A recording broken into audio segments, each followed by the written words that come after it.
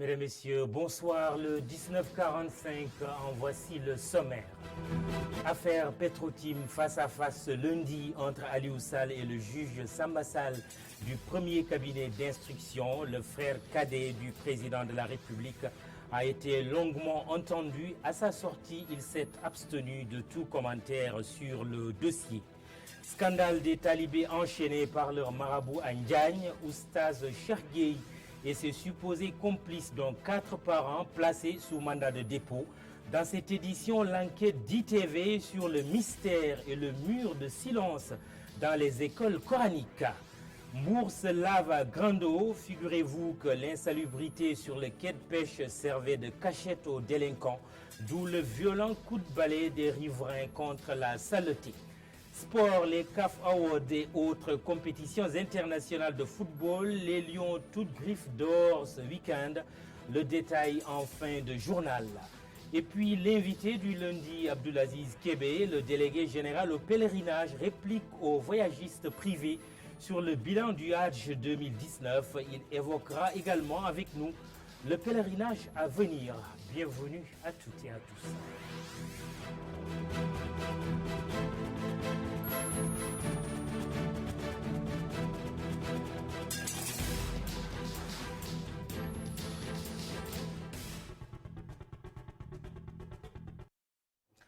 Nous ouvrons ce journal sur les auditions, sur l'affaire Petro-Tim. Le principal mis en cause a fait face au magistrat instructeur. Aliou Sall a été entendu pendant 3 heures en début d'après-midi. Le premier rendez-vous fixé à 9 heures n'a pu se tenir en raison de l'indisponibilité du juge d'instruction. L'ancien directeur général de la Caisse des dépôts et des consignations a été très avare en parole après son audition. Abdourahmane Ly à la sortie de la dernière personne qui figurait sur la liste des auditions du juge d'instruction. C'est aux environs de 13h10 qu'Aliou Sall s'est de nouveau présenté au bureau du doyen des juges après son premier passage aux environs de 9h. Un premier passage avorté dont la cause a été l'indisponibilité du doyen des juges qui devait assister à une réunion. L'ancien journaliste a plaisanté avec quelques confrères quelques minutes avant son audition.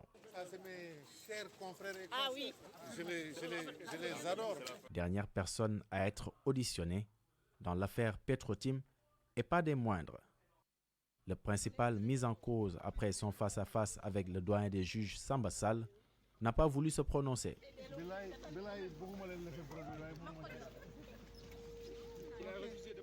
Aliou Sall aurait reçu un pot de vin d'un montant de $250 000 de la part de Franck Timis pour la société Agritrans, dont il était actionnaire majoritaire. Des accusations de la chaîne BBC qui ont provoqué sa démission de la tête de la Caisse de dépôt et de consignation. Aliou Sall clôt ainsi la liste des personnes dans le calepin du juge dans l'affaire Petro-Tim vers 16h. Il ne reste plus qu'à attendre l'issue qui sera donnée à ces auditions. Suite judiciaire également d'une autre affaire qui fait du bruit. Il s'agit de cette affaire d'enchaînement d'enfants talibés qui a pris les allures d'un scandale. Oustaz Cheikh Gueye dit Khadim du Dara de Ndiagne et ses présumés complices sont placés sous mandat de dépôt. Le maître coranique, le soudeur ayant fabriqué les chaînes et les 4 parents incriminés ont été déférés au parquet aujourd'hui. Ils devront répondre du délit présumé de traitement dégradant infligé à 5 enfants talibés du Dara situé à 16 km de Koki. La vague d'indignation ne s'estompe pas après la découverte de la pratique esclavagiste sur des talibés. ITV, au-delà de la simple émotion, a tenté de percer le mystère de l'enchaînement de ces enfants par le maître Serigne Khadim Gueye. Qu'est-ce qui a pu se passer? Comment se font les apprentissages? Quel type de correction contre les apprenants? Qu'en est-il de leur nourriture? Chacune de ces interrogations se heurte à un mur de silence tant certaines écoles coraniques sont bunkerisées. Un monde où caméras et journalistes ne sont pas les bienvenus. Une enquête d'Omar Khan, Augustin Mandan. Ils sont partout dans les rues de Dakar. Ces talibés que nous avons rencontrés à la Médina viennent de Kermassar. Certains se promènent pieds nus, dans les artères et dans la circulation pour demander de l'aumône. D'autres dorment à même le trottoir, peut-être une longue nuit d'apprentissage ou, qui sait, demandez-leur s'ils sont parfois battus par leur maître. La réponse est négative. Non, il ne nous bat jamais. Mais ils avouent tous mendier pour verser à leur maître coranique. Oui, je dois verser à mon maître coranique 300 francs le matin et 300 francs le soir. Par jour. Les dara, un mystère. Rares sont les maîtres coraniques qui acceptent d'ouvrir leur dara à notre caméra. Mais si l'on en croit ce Serigne Dara, tout s'y passe bien. Du moins, dans son dara, RAS. Nous n'avons vraiment aucun problème ici. Les talibés sont très bien traités. C'est vers 5 heures du matin qu'ils commencent à apprendre. Après la prière, ils révisent jusqu'à 8 heures avant de partir et demander de l'aumône. Ils reviennent vers 10 heures. Ils apprennent encore jusqu'à 14 heures et repartent demander de l'aumône pour leur repas. Difficile de croire que tout se passe bien dans les daras après la découverte de pratiques esclavagistes dont étaient victimes les élèves de Serigne Khadim Gueye à 16 km de Koki, à Ndiagne, des écoles coraniques qui semblent bien cacher leur jeu. Et puis la Fédération nationale des associations d'écoles coraniques du Sénégal se démarque des pratiques du marabout Serigne Khadim Gueye. Elle condamne les faits mais se montre très réservée sur d'éventuelles sanctions. Pour le président de la fédération, l'accent doit être mis sur la réglementation des daras et la formation des maîtres coraniques. Moustapha Lo est plutôt d'avis que les responsabilités sont partagées. Écoutez. Nous, au sein de la fédération, chaque fois nous demandons aux maîtres coraniques de laisser ces formes de pratiques-là. Il y a une responsabilité des parents d'élèves, mais il y a une responsabilité de Serigne Dara en même temps aussi, parce qu'il fallait pas accepter ça. Mais il y a la responsabilité de l'État du Sénégal, parce que l'enseignement coranique, c'est quelque chose que la société a voulu. Parce que nous sommes à 95% des musulmans. C'est pourquoi, depuis 2 ans, 3 ans, on a élaboré un projet de loi qui va réglementer les daras. Nous avons tous les syndicats ont accepté que ce projet de loi soit envoyé à l'Assemblée pour qu'on le vote. Si tu veux ouvrir un dara, on te dit il faut cela pour pouvoir contrôler. Mais c'est le secteur informel. Il faut réglementer les daras, il faut voter la loi, mais il faut former les Serigne Dara pour qu'ils savent qu'est-ce qu'ils vont faire. À présent, le sentiment des parents sur ce scandale. L'État est invité à prendre des mesures fortes contre les sévices infligés aux enfants qui méritent, selon ces pères de famille, un minimum de bien-être. La signature d'Alioune Gueye Moussa Fall sur ce reportage. Des enfants qui traînent dans les rues, une situation bien fréquente au Sénégal. Des parents s'indignent de cette situation et pensent que l'enfant mérite un bon traitement. Ce que je vois ici dans ce pays-là, et je le vois dans plusieurs quartiers à Dakar, que les enfants sont laissés à eux-mêmes jusqu'à les heures tardives, 23h, 0h, 1h du matin. Et je me dis, où sont les parents? Moi, à maintes fois, j'ai récupéré des enfants à 2 km de leur quartier et je les ai ramenés chez eux. Et pendant ce temps, les parents étaient en train de regarder la télévision. Tout d'abord, mettre un enfant au monde, c'est déjà dur. Bon, le mieux pour un parent, c'est suivre son enfant pas à pas. D'abord, l'éducation. Voilà, ne pas laisser les enfants traîner dans la rue.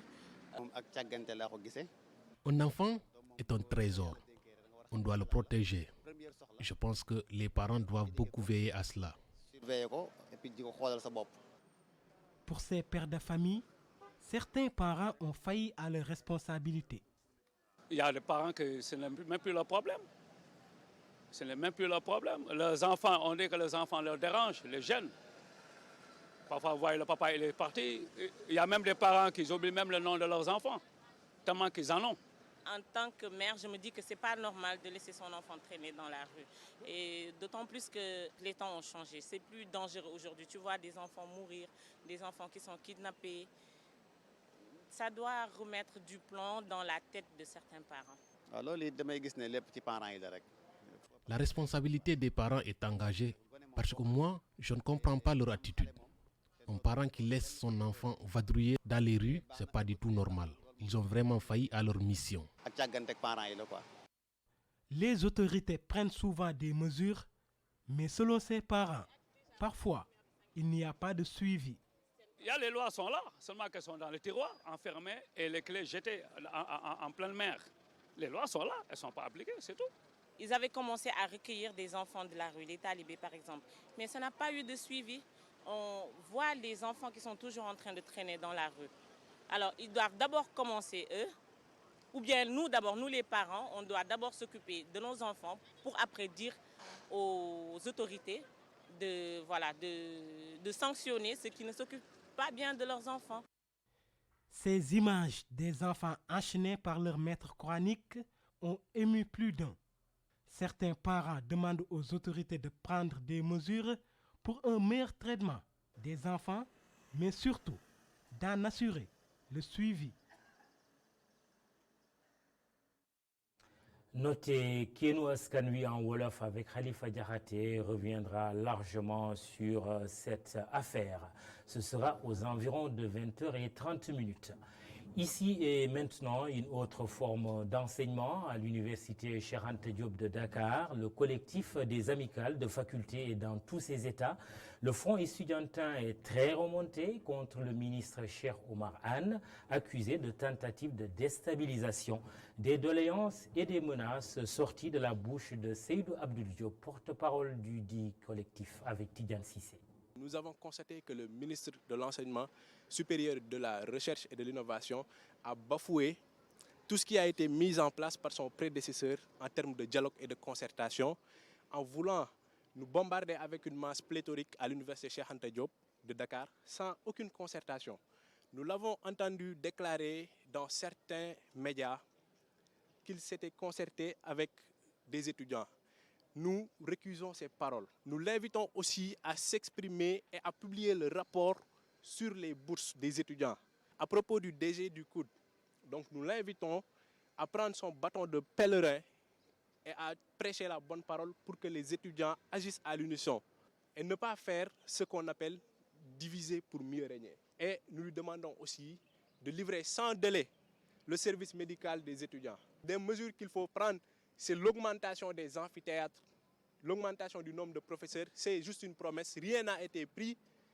L'amélioration du cadre pédagogique, du matériel pédagogique, si les mesures idoines ne sont pas prises, les mesures d'accompagnement ne sont pas prises pour ce changement de système, nous allons bloquer tous les enseignements ici à l'université Cheikh Anta Diop à partir du mois de décembre.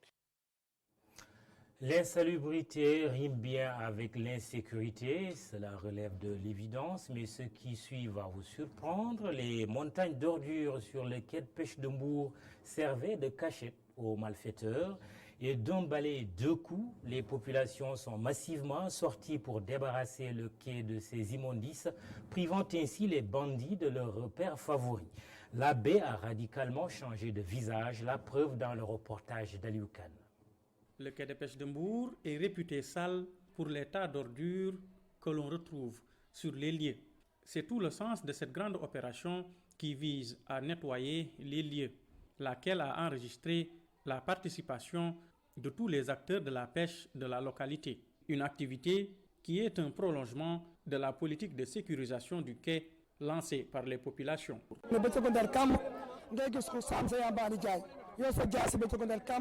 Ce qui a motivé cette opération de nettoiement, c'est qu'on a constaté qu'il y a beaucoup de saleté sur le quai. Ensuite, il y a le grand banditisme parce que les populations sont agressées en plein jour par des bandits armés de couteaux, de machettes. C'est du n'importe quoi. Et donc, on s'est dit qu'il faut qu'on se lève pour régler ce problème. C'est ce qui explique cette opération parce que l'insécurité et la saleté vont de pair. Des acteurs politiques comme Cheikh Issa Sall, coordonnateur communal du parti présidentiel à Mbour, ont participé à cette opération. Nous sommes venus apporter notre appui matériel, logistique pour que ce quartier-là soit maintenu propre. On a donné 2 camions et du matériel. Et on a également participé physiquement avec tous les membres de notre mouvement Agir avec Macky pour le développement de Mbour. Mais c'est des opérations qui se font régulièrement et à chaque fois, nous serons disponibles pour participer avec les populations de Tefes à maintenir propre notre quartier. La construction d'un nouveau quai est prévue à Mbour. Cependant, les populations ont réitéré leur opposition à l'implantation d'un nouveau quai de pêche à Mbour. Autre pays de pêcheurs, Thiaroye-sur-Mer est toujours sans nouvelles de ces pêcheurs disparus la semaine dernière. Les familles angoissées demandent aux autorités de mettre tous les moyens pour les retrouver. Au micro de Boudal Ndiaye, le porte-parole de ces familles, El Hadj Ndiogundoye. Nous demandons tout simplement de l'aide pour trouver nos frères. Tout simplement. 6 personnes, des pères de famille, des soutiens de famille. Hein? Vous regardez des soutiens de famille, tous ce sont des enfants. Pères de famille, soutiens de famille. Et l'État reste comme ça, tranquille, sans rien dire. Il y a 3 jours, il y avait un accident des petits Français là, aux îles des Madeleines. Mais l'État a déployé tous les moyens pour trouver ces petits enfants-là. Et nous sommes des Sénégalais. Pourquoi il n'a pas déployé ces moyens pour trouver nos frères sénégalais? Hein? Nous sommes bien éduqués. Nous n'allons pas sortir dans les rues pour lancer des pierres, faire quoi que ce soit. Nous sommes bien éduqués. Mais il y a quelque chose il y a des choses qu'on voit. Il y a des limites. Nous demandons tout simplement à Macky Sall de venir nous aider pour trouver nos frères, tout simplement.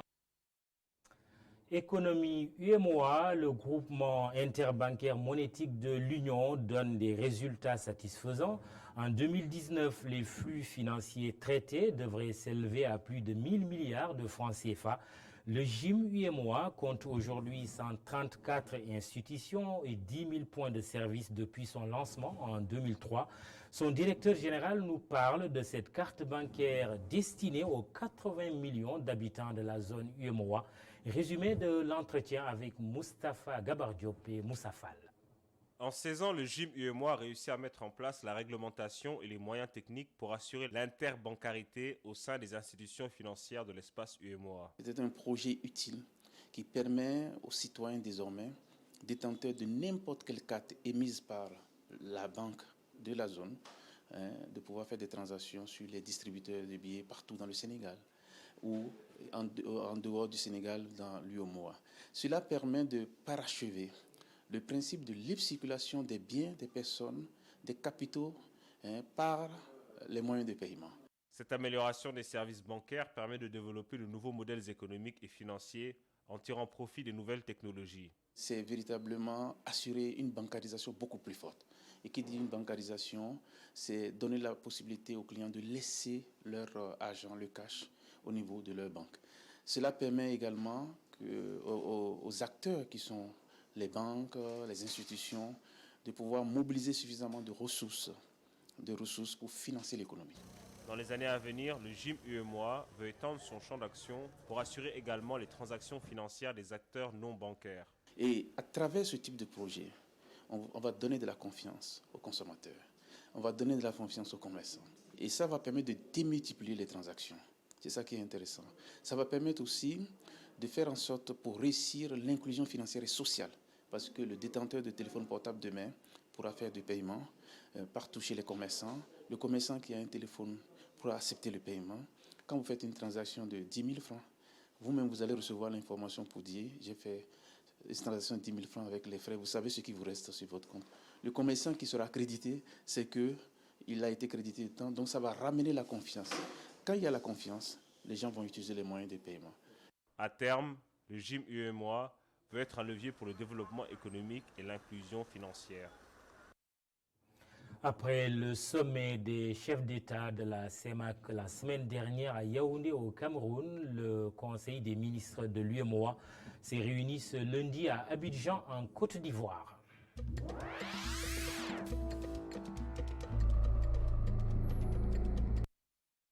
Et dans cette actualité sous-régionale, la Guinée-Bissau attend toujours les résultats de l'élection présidentielle de dimanche, malgré des échauffourées dans plusieurs localités du pays entre partisans des différents camps.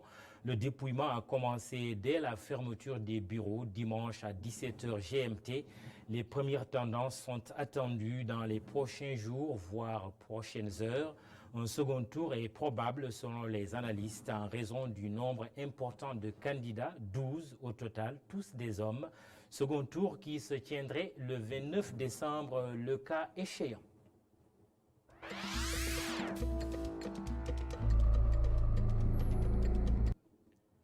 Actualité des sports, CAF Award 2019, présence massive des internationaux sénégalais sur la liste des nominés, Tour d'Europe des Lions, bon début des U20 au tournoi de l'UFOA, le beach soccer avec la première victoire sénégalaise au mondial russe, au rythme du ballon, le souffle de Malik Thiandoum et juste après, l'invité du lundi.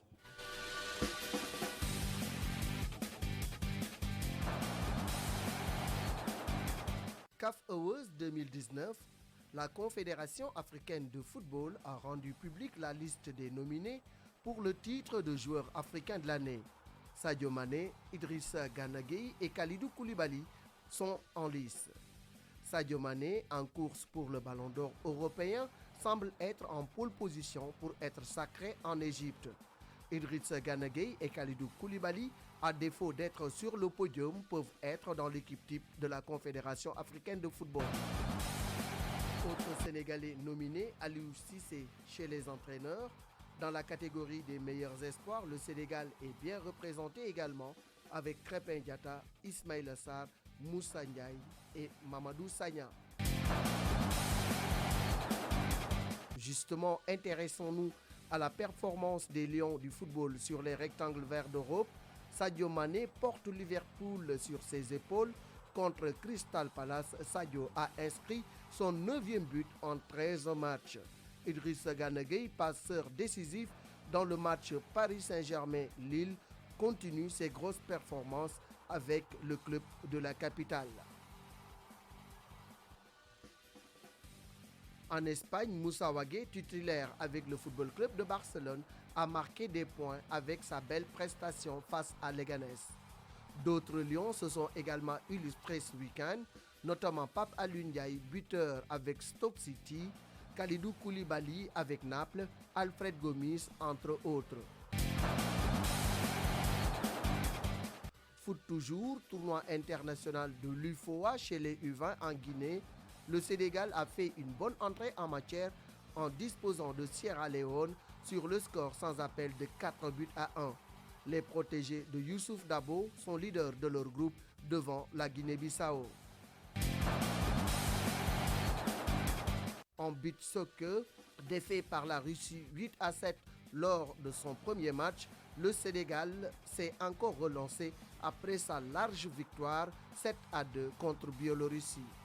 Les hommes de Ngala Sylla sont leaders de leur groupe après la victoire des Émirats arabes unis sur la Russie.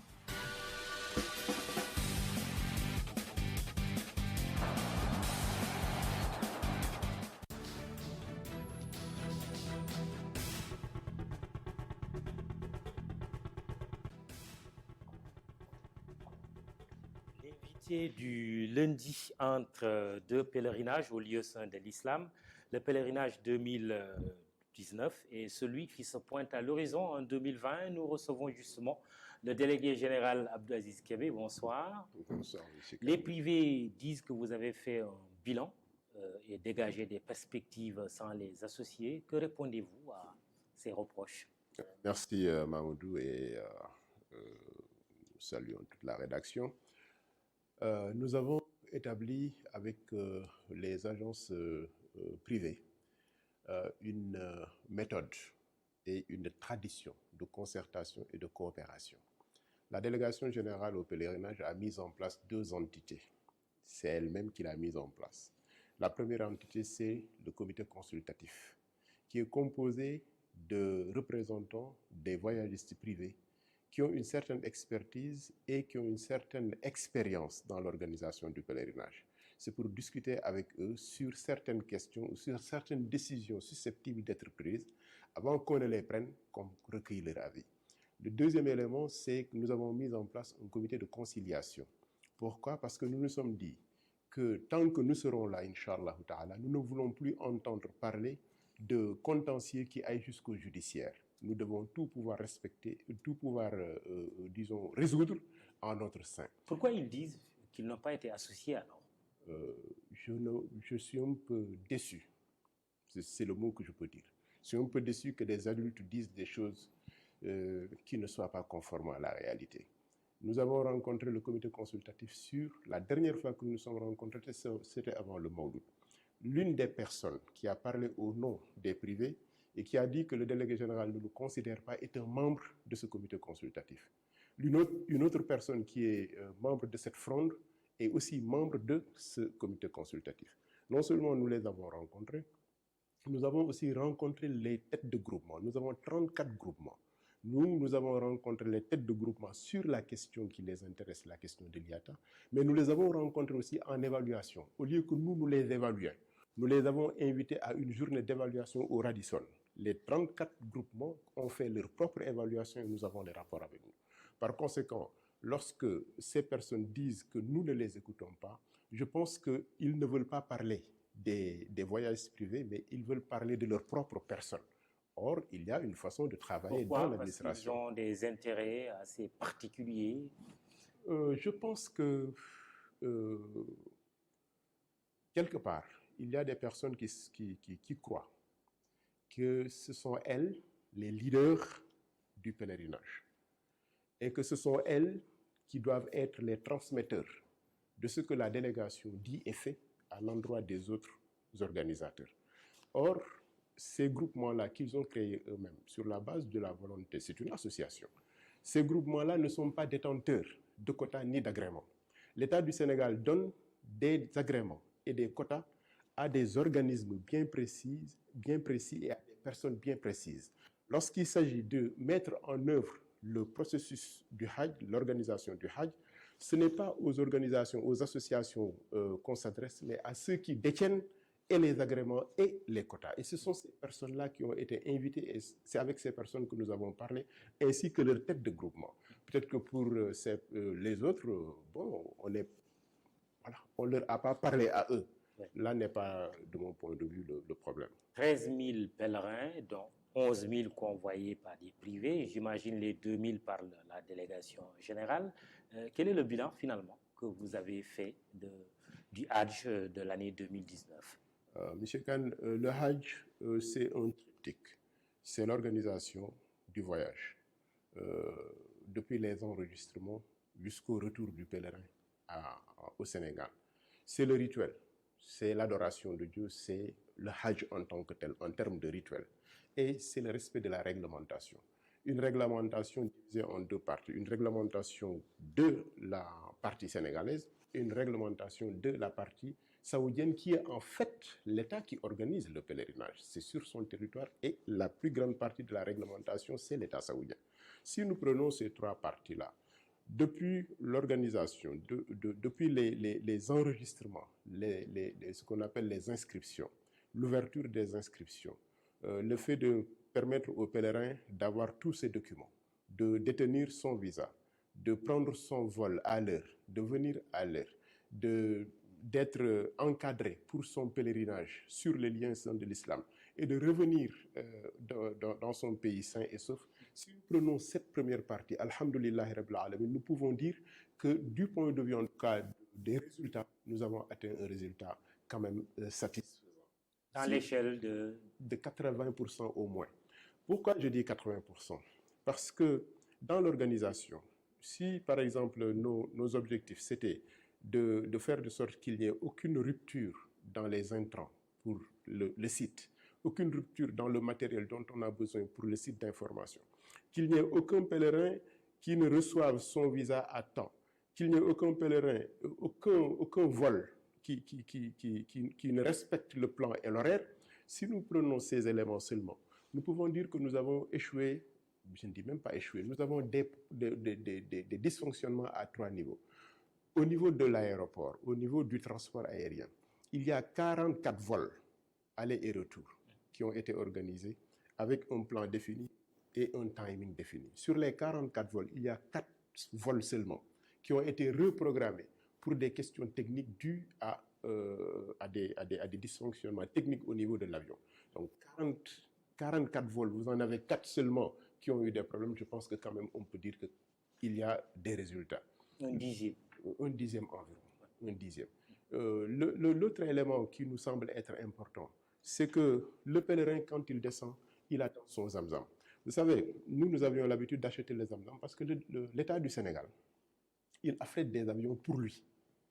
L'avion qui transporte le pèlerin sénégalais, il transporte seulement le pèlerin sénégalais de Dakar à Médine. Il revient vide. Et quand il revient vide, nous y mettons les bouteilles de zamzam qui attendent le retour du pèlerin. Mais les bouteilles de zamzam, ce n'est pas la délégation qui les achète. La délégation aide à les acheter. C'est le pèlerin qui les achète avec l'argent qu'il a donné à son convoyeur, à son organisateur. Cette année, à 4 jours du départ des vols retour, nous avons reçu de la Moassassa une lettre qui nous montre qu'il y a une dizaine d'organisations privées qui n'ont pas encore payé leur résidence à Mouna, leur tente et leur résidence à Mouna et à Arafat. On parle de poursuites venant d'autorités saoudiennes. Cette information est avérée? Lors de notre dernière rencontre avec les autorités saoudiennes de 2019, ils nous ont dit que l'État du Sénégal, c'est avec l'État du Sénégal que nous avons contracté. Nous n'avons pas contracté avec les privés. C'est-à-dire que le quota de 12 800 n'est pas donné à des privés, c'est donné à l'État du Sénégal. C'est l'État du Sénégal qui fait une concession de services publics à un certain nombre d'organisations.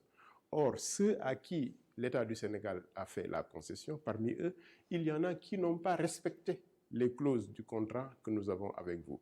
Donc, c'est à l'État du Sénégal de veiller à ce que cela soit respecté. Qu'est-ce que vous allez faire concrètement? Ils seront sanctionnés, retirés de la liste d'agrément? Vous me permettrez de vous appeler par votre prénom, Maoudou. La sanction, c'est un aveu d'échec pour nous.